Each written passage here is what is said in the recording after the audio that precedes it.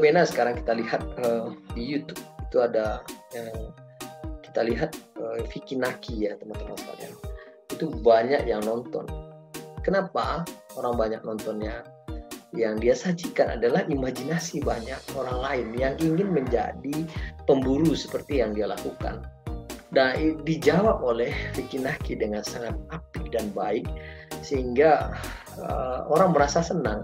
Sesuatu yang dia tidak bisa lakukan lalu bisa dilakukan oleh Vicky Naki. Sesuatu yang dia hanya ada di imajinasinya dilakukan oleh Vicky Naki, sehingga orang ramai datang untuk melihat konten Vicky Naki.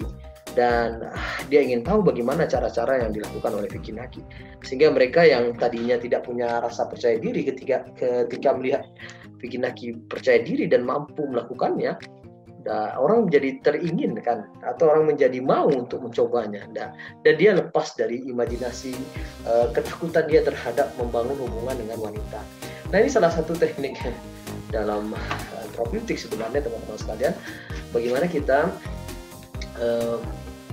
melihat diri kita dengan cara melihat orang lain, lalu kita representatif orang tadi menjadi diri kita, dan kita bisa keluar dari diri kita yang lama, atau diri kita yang lemah, atau diri kita yang tidak punya kekuatan, atau diri kita yang pemalu, dan melihat sesuatu yang kita anggap menjadi sesuatu yang lebih bagus, akhirnya kita menyenanginya.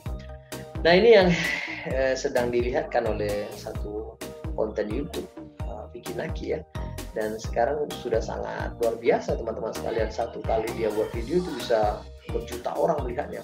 Bayangkan berapa juta orang yang punya imajinasi yang ingin seperti itu. Namun dia punya rasa mungkin keterbatasan, rasa malu dan lain sebagainya, sehingga dia senang dengan melihat apa yang dilakukan oleh Vicky Naki. Dan Vicky Naki menjawab apa yang menjadi kegelisahan orang tadi, atau sesuatu yang dia inginkan tapi tidak bisa. Dan lalu mendapatkan kepercayaan diri dari apa yang dikatakan oleh Vicky Naki tadi, baik terhadap perempuan-perempuan yang dia dekati dengan teknik-teknik yang dia gunakan, dengan sapaan-sapaannya, terutama ya kita kalau lihat yang dia gunakan itu adalah menyapa dengan bahasa bahasa harian yang digunakan oleh orang tersebut. Dan tidak siapapun ya, kalau kita seandainya berbicara dengan orang yang menggunakan bahasa kita, tentu kita senang. Ya, kayak kita bicara dengan orang Minang pakai bahasa Minang, orang itu senang. Orang Jawa kita pakai bahasa Jawa, walaupun bahasa Jawa kita tidak sempurna, walaupun bahasa Minang kita tidak sempurna, orang itu akan menghargai dan merasa senang. Itu memang satu hal yang nilai dasar manusia yang senang kalau seandainya teman bicaranya menggunakan bahasa ibunya atau bahasa harian yang dia gunakan. Nah, teman-teman sekalian, kita lihat bahwa banyak orang yang sebenarnya butuh pertemanan yang seperti itu, hanya saja tidak mampu, dan akhirnya diperlihatkan oleh Vicky Naki dengan fenomena baru itu, dan akhirnya dia menjadi sangat populer, sangat luar biasa naik ke atas. Dan teman-teman sekalian, tanpa disadari juga orang yang menonton tadi mengikuti cara bicaranya, mengikuti cara dia mendekati orang tersebut ya. Kalau kita lihat yang dilakukan oleh Vicky Naki ada juga menggunakan bahasa-bahasa yang biasanya ada di film ya. Jadi teman-teman sekalian juga harus sering nonton film ya, film-film luar negeri untuk melihat bagaimana cara membuat perempuan tadi senang dengan apa yang kita katakan. Nah, itu contoh untuk imagery, bagaimana kita mengimajinasikan diri kita menjadi seperti Vicky Naki, dan kita senang dengan apa yang dia katakan, dan kita lihat bagaimana dia proses dia dekat dengan orang lain sampai akhirnya orang itu dekat dengan dia gitu. Nah, inilah teman-teman sekalian yang akan kita lepaskan dalam diri kita, yaitu kenegatifan terhadap diri kita sendiri, sehingga kita bisa sehat, kita bisa pulih. Teman-teman sekalian, itu hanya intermezzo untuk memperkenalkan satu pendekatan imagery yang lebih mudah saya jelaskan tentang Vicky Naki, bagaimana dekat dengan Diana yang sedang populer itu ya, dan Eci ya, yang sedang populer juga, yang kalau kita hari-hari lihat di YouTube orang itu aja isinya. Nah, ini luar biasa teman-teman, keingintahuan orang semakin membesar, dan semakin semakin ingin melihat cara bicara Vicky Naki, semakin senang cara dia melakukan pendekatan, dan akhirnya dia punya kekuatan yang lebih kuat, itu rasa percaya diri. Nah, itu yang ingin didapatkan oleh orang-orang yang menonton video tersebut. walaupun dia nggak punya percaya diri, tapi setelah lihat itu dia merasa mulai ingin percaya diri atau dia mulai mau percaya diri. Nah, ini yang kita akan ulas di Imagery, teman-teman sekalian, tapi bukan mengulas bikin aki. Yang kita ulas adalah bagaimana kita membuang perasaan negatif dalam diri kita. Bahwa kita juga bisa melakukan itu, kita juga bisa menyembuhkan diri kita, membuang perasaan negatif dalam diri kita sehingga kita bisa pulih 100% dari semua masalah yang kita hadapi. Kita masuk materi kuliah kita ya, teknik Imagery untuk menyembuhkan mental. Teknik ini diperkenalkan oleh Helen L. Boni, ya teman-teman sekalian bisa baca nanti di PowerPoint saya. Sekalian ada proses persepsi ya, ada dua. Yang pertama ada yang langsung, ada yang tidak langsung. Bagaimana terbentuknya persepsi terhadap seseorang, ada yang bisa lihat dengan mata, ada yang tidak secara langsung atau didapat dengan pengalaman atau perkataan orang lain yang akhirnya berubah menjadi persepsi. Nah, masuknya informasi ke dalam seseorang itu mulai dari informasi dari luar masuk, lalu diproses di reticular analysis system. Jadi di luar otak kita, di pemikiran kita itu ada satu polisi penjaganya disebut sebagai RAS, Reticular Analysis System. Jika kita anggap itu menyenangkan, maka dia masuk ke dalam unconscious mind, alam bawah sadar. Dan kesadaran itu menyaring apa yang dimasukkan ke dalam alam bawah sadar. Teman-teman sekalian, misalnya kita senang dengan satu artis itu ya, maka apapun kata-kata dia langsung masuk. Kenapa? Karena reticular analysis system merasa itu tidak berbahaya. Tapi kalau kita misalnya ya berada di dekat orang yang kita tidak suka, atau kita berada di dekat orang yang seram gitu ya, berada di orang yang sangar gitu, mukanya bengis ya, nah kita akan takut. Maka apapun kata-kata dia, kita akan cepat delete atau kita tidak terima, sehingga tidak masuk ke alam bawah sadar. Nah, ini yang teman-teman perhatikan baik-baik ya. Bahkan harus diperhatikan apa yang kita masukkan ke dalam alam bawah sadar kita, sehingga dia menjadi habit baru atau perilaku baru yang membuat diri kita akan bertingkah laku seperti itu. Nah, seperti teman-teman kita kasih pengantar tentang Vicky Naki tadi ya. Kita lihat bagaimana cara dia berbicara, lalu yang tadinya orang tidak punya cara berbicara seperti itu berubah jadi bicaranya seperti itu. Dan di setting di alam bawah sadar dia akan berbicara seperti itu. Ya, seperti teknik metamode ya, atau teknik modeling ya. Kita melihat dia sebagai model kita, lalu kita lakukan apa yang dia lakukan sehingga kita mempunyai keberhasilan yang hampir serupa dengan itu. Nah, itu untuk proses masuknya informasi ke dalam alam bawah sadar kita. Ada yang kita terima, ada yang kita saring. Yang kita saring itu melalui reticular analysis system. Dan biasanya teman-teman sekalian, yang kita saring itu harus jelas alasan kenapa kita tidak terima. Bukan dikarenakan kita tidak suka dengan orang itu, bukan dikarenakan kita benci dengan orang itu harusnya, tapi memang itu tidak diperlukan di alam bawah sadar kita, atau kita tidak perlu itu sehingga tidak berubah menjadi perilaku baru. Hanya saja ada penyebab orang tidak menerima itu. Pertama, dia benci dengan orang itu. Yang kedua, dia takut dengan orang itu. Yang ketiga, dia memang tidak mau menerima itu. Nah, itu 3 alasan ya, tapi alasan terbaik itu karena kita tidak mau menerima itu dengan alasan yang logis kenapa kita tidak terima itu. Nah, teman-teman sekalian, ketika kita sudah terima informasi masuk ke dalam alam bawah sadar kita dan berubah menjadi habit baru atau satu hal yang baru, maka dia akan menjadi bagian dari diri kita dengan file-file baru, dan kita akan berperilaku seperti itu. Tanpa kita sadari, kalau kita sering lihat film Korea, kita akan berperilaku seperti beberapa artis Korea misalnya. Tanpa kita sadari, kenapa? Karena sudah termasuk ke unconscious mind. Maka saya menginformasikan, kita harus berhati-hati untuk melihat apa yang kita lihat, untuk mendengarkan apa yang kita dengarkan, untuk merasakan apa yang kita rasakan, karena dia akan masuk menjadi habit baru dalam diri kita.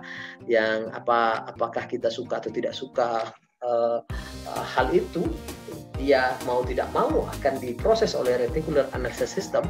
Dan kalau di reticular analysis system tadi itu hal yang tidak bermasalah, maka dia masuk. Teman-teman sekalian, ini filternya ya. Saya tidak akan terlalu banyak menjelaskan tentang teori, kita akan masuk ke langkah berikutnya. Nah, teman-teman sekalian, kenapa saya bilang tadi alam bawah sadar dan kesadaran? Karena alam bawah sadar itu memiliki penguasaan yang lebih besar terhadap diri kita. Namun alam bawah sadar itu bisa patuh kepada alam kesadaran, tergantung bagaimana kita mengatur alam bawah sadar itu sendiri. Saya contohkan seseorang ketika melihat kecoa gitu ya. Kalau dia punya fobia terhadap kecoa, dia pasti takut dengan kecoa itu ya. Dia pasti takut. Tapi kalau dia tidak punya fobia terhadap kecoa, ketika dia lihat kecoa itu, dia tidak ada masalah. Karena alam kesadarannya bisa mengendalikan alam bawah sadarnya. Tapi ketika dia lihat kecoa, dan dia punya pengalaman tidak menyenangkan terhadap kecoa tadi, alam bawah sadarnya ingin atur itu alam bawah sadar, nggak bisa teman-teman. Dia tetap akan teriak, dia tidak akan ketakutan, dan lain sebagainya. Sama halnya ketika kita punya pengalaman yang tidak menyenangkan terhadap mati lampu atau tempat yang gelap. Walaupun kesadaran kita menganggap itu harusnya berpikir logis, tidak bisa dikendalikan. Kenapa? Karena alam bawah sadarnya lebih besar. Maka oleh karena itu, kewarasan itu terjadi ketika kita bisa mengendalikan alam bawah sadar dengan baik. Kalau kita tidak bisa mengendalikannya, nah ini masalah besar. Alam bawah sadar itu punya memori yang sangat besar. Oleh karena itu, kita harus berhati-hati memasukkan sesuatu ke alam bawah sadar kita. Karena dia akan tersimpan dengan sangat baik di alam bawah sadar. Walaupun kita ada jenis orang yang mungkin lambat untuk mengingatnya atau cepat mengingatnya, tergantung berbagai macam orang. Dan alam bawah sadar tadi akan membuat orang bisa mempercayai sesuatu. Baik bagaimana kita memandang diri kita, bagaimana kita memandang orang lain ya. Maka waspadalah terhadap apa yang kita katakan, karena apa yang kita ucapkan maupun kita pikirkan itu menjadi sesuatu yang bisa jadi permanen di alam bawah sadar kita. Ya teman-teman sekalian, kalau ada orang bilang saya lemah, saya nggak bisa, saya bodoh dan lain sebagainya yang rendahkan diri dia, itu sebenarnya sudah ada di alam bawah sadar dia yang dia ucapkan, yang akhirnya terus-menerus dia menjadi penguatan. Terjadi reinforcement di dalam alam bawah sadar dia bahwa memang dia bodoh, memang dia nggak bisa, memang dia sulit, memang dia nggak pandai. Akhirnya teman-teman sekalian, dia kesulitan untuk melakukan banyak hal. Mungkin teman-teman yang sudah berusaha belajar matematika lalu ternyata nggak juga bisa, itu jangan-jangan karena ada masalah di bahasa itu. Bahasa matematika sulit gitu ya, matematika nggak susah. Akhirnya teman-teman sekalian, kalimat yang kita ucapkan berkali-kali, yang sugesti kita masukkan ke dalam otak kita, dia berubah menjadi kenyataan dan dia mempersulit diri kita. Berapa banyak kita semula sudah ingat rumus kimia, rumus fisika, rumus matematika, tapi ternyata beberapa hari kemudian kita bisa melupakannya. Kenapa? Karena fungsi alam bawah sadar tadi ini teman-teman sekalian, dia ada deletion, di delete-nya teman-teman sekalian. Di delete-nya informasi dalam otak kita yang dianggap mengancam untuk diri kita. Itu kenapa ada orang yang sulit ketika dia sudah berusaha dengan sangat kuat dan sangat luar biasa usahanya. Hari itu hafal, besok hilang. Itu terjadi karena alam bawah sadar kita menganggap ini berbahaya sehingga dihapus ya. Tidak bisa mengingat lagi teman-teman sekalian, sehingga kita lebih senang untuk takut gitu ya, lebih senang untuk menjadi orang yang pemalu, menjadi orang yang tidak bisa maju dan lain sebagainya. Nah, fenomena fikinah kita tadi saya ceritakan tadi itu menghilangkan rasa malu kita terhadap lawan jenis, sehingga kita punya keberanian yang tinggi untuk memulai berbicara dengan orang lain ya. Memulai berbicara itu susah sekali teman-teman sekalian. Itu diatur oleh alam bawah sadar kita terhadap apa yang sudah kita alami. Kita sudah punya pengalaman terhadap berbicara dengan lawan jenis. Kalau kita punya pengalaman yang menyenangkan, maka kesadaran kita akan mudah sekali untuk mengatur bagaimana cara berbicara yang benar.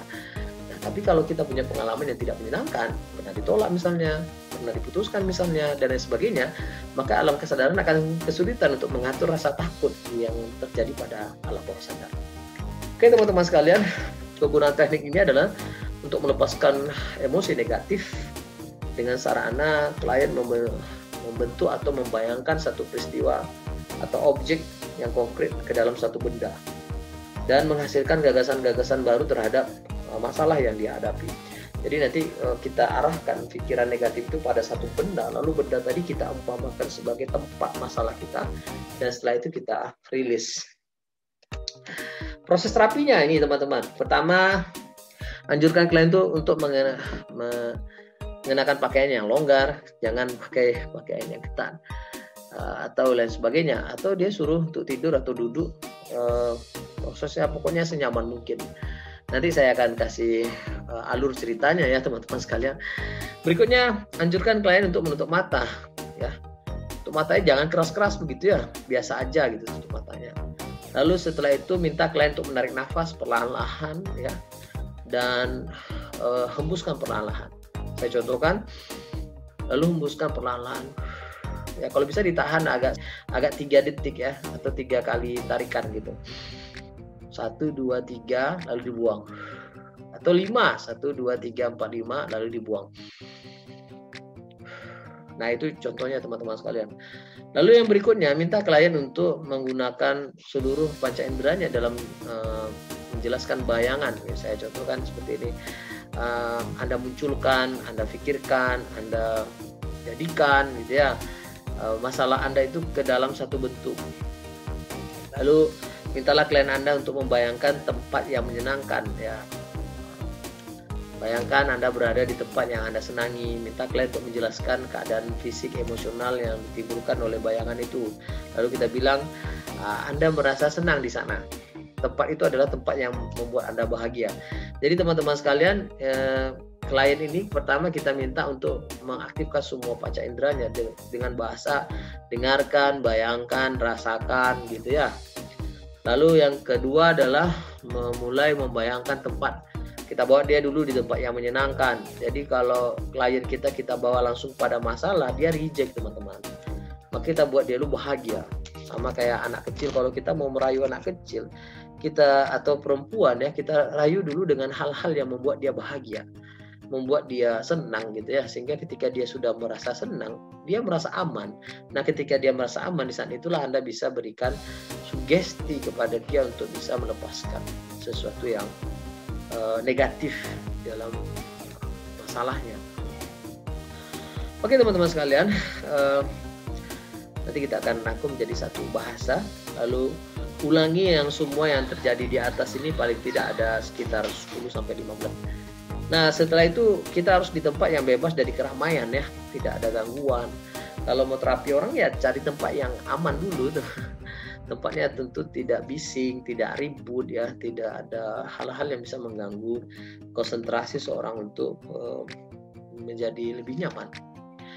Nah ini nanti setelah sesi itu ada indikator keberhasilannya. Kita lihat pertama, dia fokus jadinya. Yang kedua dia jadi nyaman, gerakan tubuh dia jadi minim. Jadi kalau seandainya kita terapi orang, misalnya kita minta dia membayangkan tapi sambil garuk-garuk gitu ya, atau dia gerak-gerak tubuhnya, itu tanda dia tidak fokus teman-teman, atau tidak benar-benar dalam keadaan nyaman gitu ya. Dia pasti ada yang dia tidak inginkan ya. Lalu yang berikutnya, dia akan mampu menyalurkan imajinasinya sesuai dengan yang kita katakan. Yang berikutnya lagi akan lihat di wajahnya akan ada tenang ya.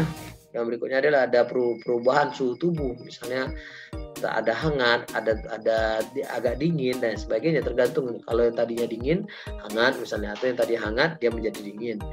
Denyut nadi yang mungkin masih melambat, ini tanda dia sudah rileks teman-teman sekalian. Kalau dia sudah rileks, maka terapi kita bisa kita gunakan. Berikutnya saya jelaskan dulu ada penyebab gagal terapi ini. Jadi terapi ini ada kelemahan, ada kegagalan teman-teman sekalian. Pertama, penyebab dia gagal adalah klien tidak fokus. Kalau dia nggak bisa fokus, nggak bisa bro. Nah, ini menjadi masalah itu. Yang kedua adalah adanya penolakan, dia nggak mau, tapi ya gitulah. Dia coba-coba gitu ya nggak bisa. Yang ketiga adalah dia tidak bisa memvisualisasikan. Karena tadi tekniknya imagery, maka yang digunakan adalah visual. Nah, ada orang yang memang rumit untuk memvisualkan, tapi teman-teman sekalian itu lebih dari 90% orang itu visual. Jadi bisa kita, tidak ada orang yang dominan visualnya saja atau dominan auditorinya saja, tidak. Semuanya berjalan dengan seirama, namun memang ada yang lebih bisa diutamakan, tapi dia tidak ada terpisah gitu ya, tidak ada. Yang keempat, klien tidak mengerti apa yang kita arahkan, itu yang menyebabkan kegagalan dalam sesi terapi. Nah, artinya apa? Artinya kita harus perlahan-lahan memberikan informasi kepada klien. Oke, saya kasih contoh teman-teman. Ini ketika saya melakukan sesi terapeutik dengan menggunakan teknik imagery, teman-teman sekalian. Pertama, mintalah klien untuk memilih apakah dia mau duduk atau mau berbaring. Ya, setelah itu mintalah dia untuk menutup mata agar situasi mengimajinasikan sesuatu itu bisa terjadi. Sulit untuk membuka mata ya kalau mau imajinasikan sesuatu, tapi ada juga yang demikian ya, yang sudah pernah saya alami, itu saya dapatkan. Teman-teman sekalian, setelah Anda minta klien Anda untuk memilih duduk atau berbaring, dan dia memilih berbaring atau duduk, mintalah dia untuk menarik nafas dari hidung. Ya, gitu ya. Lalu hitung 1 sampai dengan 5 baru dikeluarkan.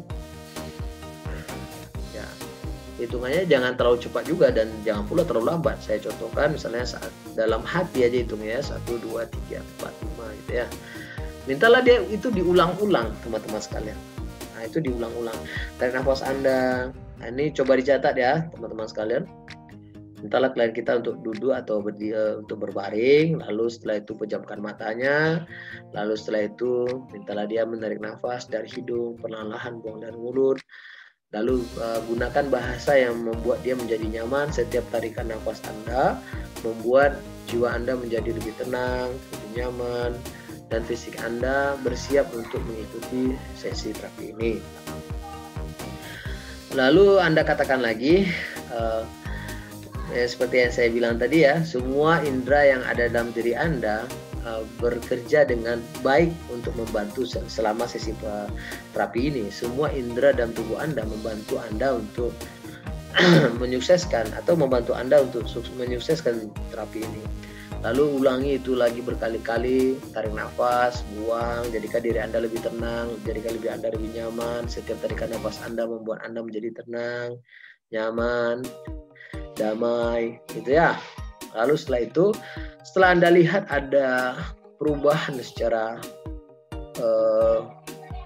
fisiknya, Anda lihat, mungkin Anda lihat mukanya lebih tenang, Anda lihat ya, atau gerakan fisiknya sudah mulai melambat, atau dia tidak ada punya gerakan yang ekstrim, misalnya tiba-tiba garut gitu ya, nah itu salah, nggak ada kayak gitu. Dia orang kalau sudah rileks nggak demikian. Jadikan diri Anda menjadi lebih rileks, menjadi lebih nyaman, menjadi tenang. Itu bahasa-bahasa yang bisa Anda gunakan untuk membuat orang tadi masuk ke alam bawah sadarnya. Lalu setelah Anda berhasil membawa orang tadi rileks, itu ditandakan dengan Anda bisa coba angkat tangan kanan atau tangan kirinya, lalu perlahan-lahan dilepaskan. Nah, kalau seandainya ketika Anda angkat tangan kanannya lalu dia seperti ini, tidak turun, berarti dia belum rileks. Atau turunnya perlahan-lahan, turunnya ya juga belum rileks. Jadi turunnya tuh harus seperti ini, cepat. Ya, itu baru dia menjadi rileks. Kalau dia belum cepat atau dalam relaksasinya, biasanya dia juga belum bisa untuk masuk di terapeutik ya. Nah, teman-teman sekalian, setelah itu Anda lakukan, mintalah klien membayangkan di tempat yang sangat nyaman menurut dia. Bayangkan Anda berada di tempat yang nyaman menurut Anda. Tempat itu membuat diri Anda menjadi lebih nyaman, menjadi tenang. Jadikan diri Anda menjadi lebih nyaman, menjadi tenang. Bayangkan Anda berada di sana. Ya, Anda harus mengcopy bahasa saya dengan baik, gitu ya, untuk bisa membuat sesi terapeutik ini bisa menjadi lebih baik. Lalu setelah itu teman-teman sekalian, setelah langkah pertama, kedua, ketiga, keempat Anda sudah lakukan, baru masukkan di tahap berikutnya, yaitu mengimajinasikan masalah tadi pada satu tempat, pada satu objek. Nah, kebetulan misalnya kita imajinasikan dia di kepalan tangan misalnya ya. Imajinasikan, luruskan tangan Anda gitu ya. Lalu pegang tangannya dan diluruskan. Bayangkan di kepal tangannya gitu ya. Bayangkan di kepala tangan Anda ini adalah semua masalah Anda. Hadirkan dia, masukkan dia ke sini. Bayangkan itu menjadi kenyataan. Ikuti bahasa saya dengan baik ya. Bayangkan masalah Anda tersalurkan di tangan Anda itu, di kepala tangan Anda itu. Semakin lama semakin banyak, semakin banyak, semakin banyak. Dan setelah itu banyak semuanya, sudah masuk semuanya di sana. Setiap sudah masuk semuanya, maka ketika Anda lepaskan, maka semua masalah yang ada pada diri Anda terlepas dengan sendirinya dan Anda bersiap untuk memasuki keadaan baru. Dan Anda siap untuk menerima kenyataan yang Anda rasakan, yang Anda hadapi. Nah, itu perlu dikasih reward ya, teman-teman sekalian. Saya ulangi lagi, hadirkan masalah Anda, diluluskan tangannya dulu ya. Hadirkan masalah Anda di sini. Boleh Kak Pak dimasukkan di sini kertas? Boleh, asal tidak membahayakan, misalnya pisau gitu ya, dan lain sebagainya, itu tidak boleh ya. Kertas boleh, apalagi ya, busa boleh, yang lain sebagainya yang tidak membahayakan boleh. Dia kepal gitu kan, hadirkan masalah Anda di tangan Anda itu, masukkan ke sana, salurkan ke sana, dan Anda mampu melakukannya. Dan itu harus dibilang ya, Anda mampu melakukannya. Setelah itu terjadi, setelah dibuang masalahnya, lalu setelah sudah berkumpul itu ya, buang masalahnya, dan Anda buang masalah itu, dan Anda terbebas dari masalah itu mulai saat ini dan sampai seterusnya, misalnya ya. Dan Anda bersiap untuk memasuki kehidupan Anda yang baru, dan Anda bisa menghadapi kenyataan dalam hidup Anda. Selesai. Nah, setelah selesai, dibangunkannya perlahan-lahan, bos. Jangan langsung, yuk bangun-bangun, kayak gitu. Nah, lalu kita turunkan lagi tangan klien kita, lalu bilang persiapkan diri Anda untuk kembali lebih kuat, lebih segar menghadapi kenyataan dalam hidup Anda. Persiapkan diri Anda untuk kembali membuka mata, tarik nafas yang dalam. Kalau Anda sudah siap membuka mata Anda, tarik nafas Anda yang dalam dan buka mata Anda. Atau bisa dihitung 1, 2, 3 pelan-pelan ya, lalu buka mata Anda. Nah, itu selesai. Perlahan kamu buka mata kamu dan kamu tarik nafas yang dalam sambil kamu menikmati sensasi-sensasi yang kamu rasakan. Jika kamu sudah merasa cukup, kamu bangunkan diri kamu. Nah, itu disebut sebagai terminasi. Jadi terminasi penting agar klien tidak pusing, tidak muntah, dan lain sebagainya. Nah, teknik ini biasanya diperkenalkan di hipnosis, teman-teman sekalian. Dan ini termasuk teknik yang dasar dalam belajar hipnosis. Tapi tanpa Anda belajar hipnosis, Anda bisa juga menggunakan teknik ini. Asalkan benar langkah-langkahnya ya.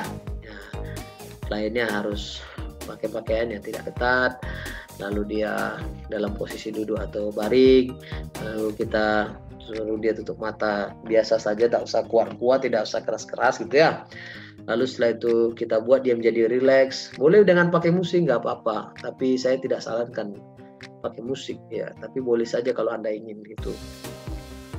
Karena menurut saya itu bisa mengalihkan perhatian, makanya saya tidak pakai musik. Lalu berikutnya adalah suruh dia tarik nafas perlahan, buang nafasnya perlahan, buat dia senyaman mungkin dengan tarikan nafas dia. Kasih sugesti Anda bisa nyaman, Anda bisa rileks. Jadikan setiap tarikan nafas Anda membuat diri Anda menjadi nyaman, rileks, tenang, dan lain sebagainya. Lalu setelah Anda lihat ini bisa semuanya berhasil, sudah oke gitu ya, diulang-ulang selama 10-15 menit. Lalu kita bilang sama dia semua panca indera Anda beraktif dengan baik gitu ya, bisa merespon apa yang saya katakan.